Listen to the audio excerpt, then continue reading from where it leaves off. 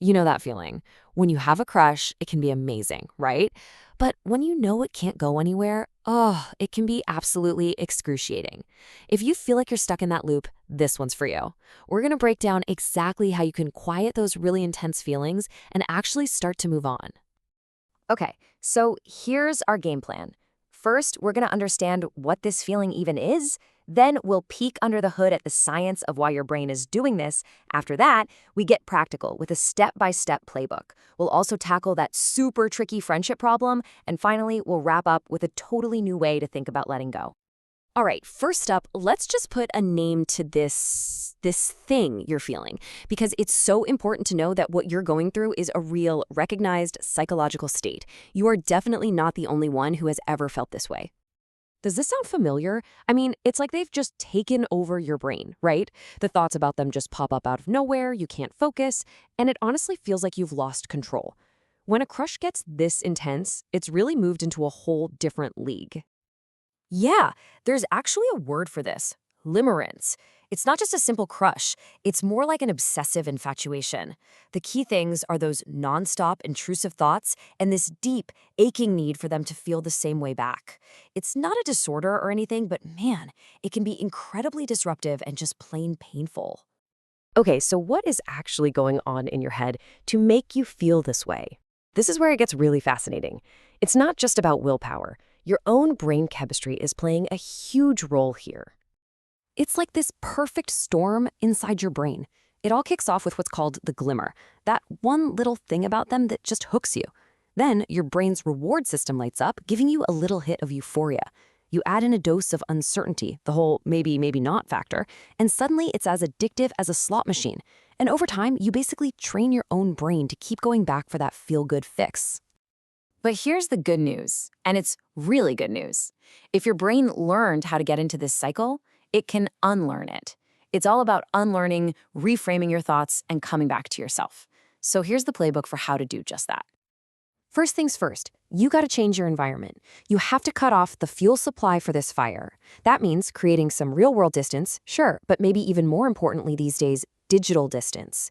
Muting or unfollowing them isn't being mean. It's setting a necessary boundary to protect your own peace and stop feeding the fantasy. Okay, now for the stuff that happens inside your own head. This is where you have to actively fight that perfect fantasy version of them you've built up. Let's be real. You've probably put them on a pedestal, so get honest. Make a list of the red flags or the real reasons it just wouldn't work. And when you catch yourself daydreaming, just gently redirect. And the best way to do that? Pour all that energy into things that make you feel good. Look, if all that feels a bit overwhelming, here's something super practical you can start with. A 7-day challenge to just get the ball rolling. It mixes these practical steps, like hitting mute on day 2, with really powerful internal work, like journaling about what you're gaining, not losing, on day 3. Each tiny step helps you build that muscle of emotional separation. Okay, let's talk about the elephant in the room.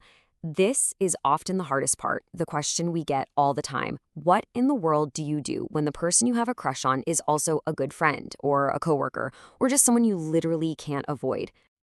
And this post from Reddit just nails it, doesn't it? It perfectly captures that trap. You love the friendship, but the romantic feelings are making it torture. So you're stuck between losing a friend you value and losing your own sanity. So what's the play? So you've really got 2 main paths you can take here. Option 1 is taking a temporary break. You can be honest and just say you need a little space to sort things out. If the friendship is strong, it'll survive. Option 2 is what you do when you can't get away. Maintain emotional distance. You're still friendly, but you keep things on the surface. No deep personal talks. It's like building a little internal wall to protect your peace of mind. All right, for our last section, let's zoom out a little bit. I want to reframe this whole idea of letting go. What if it isn't about loss at all? What if it's actually about gaining something way more valuable, your own emotional freedom? I absolutely love this quote. Think about what it's saying for a second. It's such a powerful shift. It suggests that you can appreciate and even love someone without needing anything back from them. The feeling itself can be yours to hold, completely separate from the outcome. It's about respecting them and maybe even more importantly, respecting your own peace. And this idea has a name. It's called non-attachment. Now that might sound cold, like you're supposed to become a robot or something, but that's not it at all. It's simply about releasing your tight grip on the things you can't control. It's the realization that your happiness has to come from inside you, not from someone else saying yes.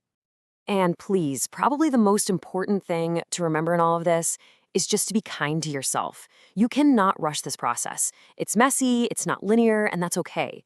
The goal isn't to be perfect. The goal is just to make a little bit of progress. So just focus on today and give yourself a break. So, I'll just leave you with this final thought to chew on.